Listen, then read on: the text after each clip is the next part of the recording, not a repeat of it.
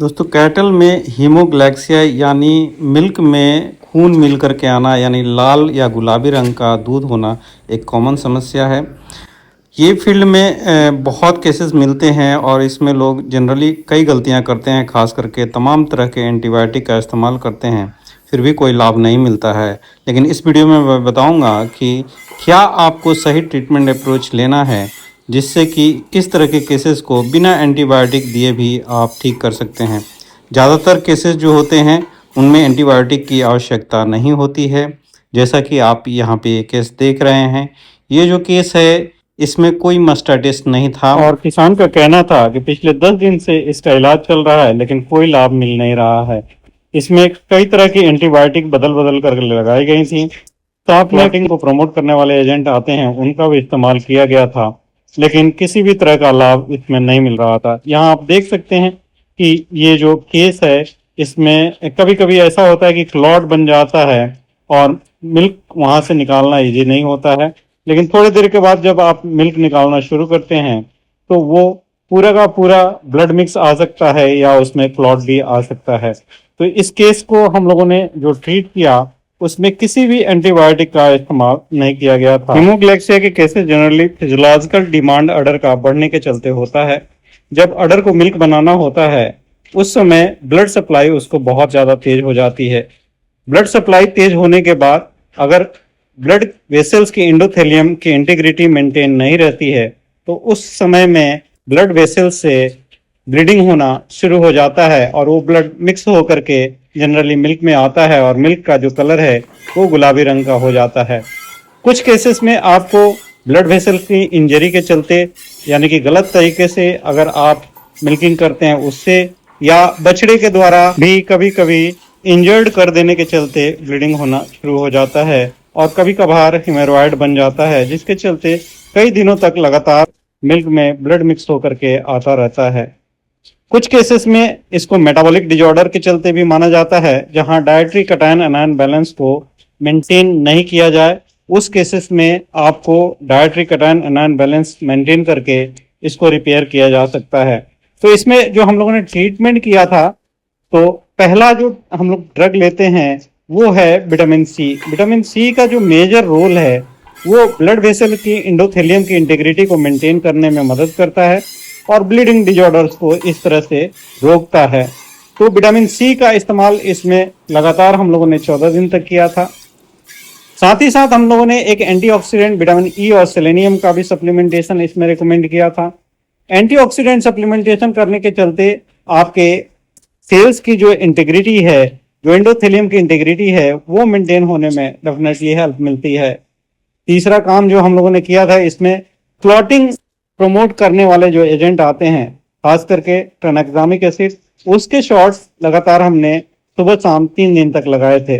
तो clotting initial में promote करना जरूरी होता है ताकि ब्लीडिंग जहां भी हो रहा है वहां पे क्लॉट बन सके और फिर आपका क्लॉटिंग ब्लड का जो आना है वो रुक जाता है।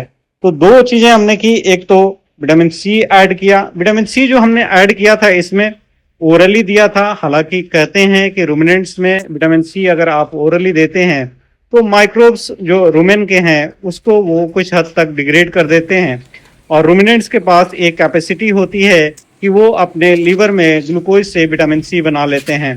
तो अगर आप डायरेक्ट विटामिन सी नहीं देना चाहते हैं तो रूमिनेंट्स में आप कच्चा आलू भी खिला सकते हैं। आधे किलो कच्चा आलू आप रोजाना 5 से 10 दिन तक खिलाते हैं तो उसे अच्छे मात्रा में विटामिन सी की सिंथेसिस रूमिनेंट्स कर लेते हैं। तो आप विटामिन सी सप्लीमेंट करें, साथ में चाहें तो कच्चा आलू भी दे सकते हैं, लेकिन कच्चा आलू देते समय इस बात का ध्यान रखना चाहिए कि वो बड़े साइज का ना हो, नहीं तो कभी कभी एसोफेजियल ऑब्स्ट्रक्शन होने के चांसेस रहते हैं। तो आपको उसको काट के छोटे छोटे टुकड़े करके फिर खिलाना चाहिए। तो एक कच्चा आलू आप यहाँ पे ले सकते हैं। हालांकि इस केस में हम लोगों ने कच्चा आलू रिकमेंड नहीं किया था, डायरेक्टली विटामिन सी किया था। हम लोगों ने इसमें होम्योपैथिक मेडिसिन का भी इस्तेमाल किया था। होम्योपैथी में 2 ड्रग्स आते हैं, एक आर्निका होता है जो जनरली इंजरी के टाइम पे दिया जाता है। जब भी कोई एक्सीडेंट हो या सडन इंजरी हो उसको रिपेयर कराने में वो बहुत मददगार होता है। तो इसमें आर्निका 5 से 7 बूंद सुबह शाम हम लोगों ने 30 सी पोटेंसी का 14 दिन तक चलाने के लिए कहा था। आर्निका के साथ साथ ब्लड क्लॉटिंग को प्रोमोट करने के लिए एक होम्योपैथी में मेडिसिन आता है, उसे हेमामोलिस कहा जाता है। तो हेमामोलिस का भी हमने 30C पोटेंसी इसमें सुबह शाम 5 से 7 बूंद 14 दिन तक चलाने के लिए कहा। इतनी ही सिर्फ दवाई इसको दी गई और इसके 14 दिन के अंदर ही काफी फर्क पड़ गया और मिल्क जो था लगभग साफ हो गया था। यहाँ आप देख सकते हैं कि जो मिल्क है थोड़ा सा हल्का सा गुलाबी है। फिर मैंने उनको बताया कि विटामिन सी और जो होम्योपैथी की मेडिसिन है उसको 14 दिन और कंटिन्यू कीजिए और मुझे लगता है कि ये केस मेंटेन हो जाएगा। इसमें एक और रिकमेंडेशन होता है जिसे हम लोग कहते हैं कोल्ड बाथ या कोल्ड पैकिंग। तो बर्फ से अगर अडर की यहाँ पे सिकाई करते हैं तो बर्फ क्या करता है, वासो कंस्ट्रिक्शन करता है और ब्लड वेसल को कंस्ट्रिक्ट करता है, जिससे जो ब्लीडिंग है वो चेक हो जाती है। तो इस केस में आप चाहें तो जिस अडर से ब्लीडिंग हो रही है या लाल दूध आ रहा है उसमें आपको यहाँ पे बर्फ से सिकाई करनी चाहिए। एक चीज मैं जो कह रहा था कि मेटाबॉलिक डिजॉर्डर भी इसमें इंपॉर्टेंट पार्ट होता है, उसको कंसिडर करते हुए हम लोगों ने यहाँ पे एनायनिक साल्ट का भी सप्लीमेंटेशन रिकमेंड किया था। एनायनिक साल्ट के कई कंपनियां मार्केट में सप्लीमेंट बेचती हैं, उनको भी डायरेक्टली आप इस्तेमाल कर सकते हैं, या अगर आप घरेलू उपचार चाहते हैं तो उसके एनायनिक सप्लीमेंटेशन के लिए आप नौसादर का इस्तेमाल कर सकते हैं, जिसे अमोनियम क्लोराइड कहा जाता है। अमोनियम क्लोराइड का 50 से 60 ग्राम आप चूनी या चोकर में मिला करके लगातार 14 दिन तक खिलाएंगे तो जो फिजियोलॉजिकल पीएच बैलेंस है वो मेंटेन होता है और बहुत सारे प्रोडक्शन डिजीज से राहत मिल जाती है। तो इसमें हम लोगों ने जो मार्केट में अवेलेबल हैं उसमें से एक सप्लीमेंट रिकमेंड किया था लगातार 14 डेज तक खिलाने के लिए, और एक केस होलिस्टिकली अप्रोच लेने के चलते बिना एंटीबायोटिक का इस्तेमाल किए भी ठीक हो गया था। तो मुझे लगता है कि इस तरह के केसेस जब आपको फील्ड में मिले तो वहां पे अननेसेसरी आप लोग एंटीबायोटिक का इस्तेमाल ना करें। एंटीबायोटिक का इस्तेमाल करके आप जो इलाज का खर्चा है उसको भी बढ़ा देते हैं और उसका यहाँ बहुत ज़्यादा मतलब नहीं होता है।